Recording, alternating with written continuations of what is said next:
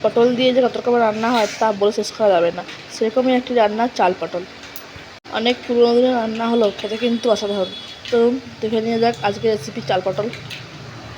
প্রথমে কড়াইয়ে তেল দিয়ে পটল ভেজে নেব অল্প লবণ ও হলুদ দিয়ে।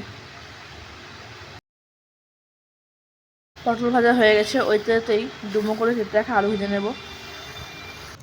আলু ভাজা হয়ে গেলে এবার ভিজিয়ে রাখা গোবিন্দভোগ চাল ভেজে নেব অল্প লবণ হলুদ দিয়ে।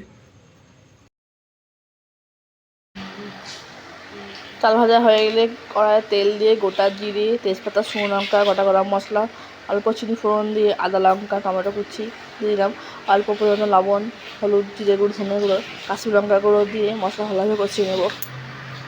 মশলা কষানো হয়ে গেলে ভেজে রাখা চাল, আলু, পটল দিয়ে ভালোভাবে আরেকবার কষিয়ে নেব।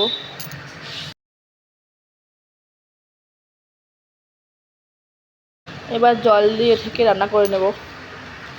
সবশেষে গরম মশলা, ঘি দিয়ে নেড়ে নামিয়ে নেব। গরম ভাতের সাথে গরম গরম পরিবেশন করুন চাল পটল। ভিডিওটি কেমন লাগলো অবশ্যই জানাবেন। ভালো লাগলে লাইক, কমেন্ট, শেয়ার করবেন, সাবস্ক্রাইব করে পাশে থাকবেন। সবাই ভালো থাকবেন, ধন্যবাদ।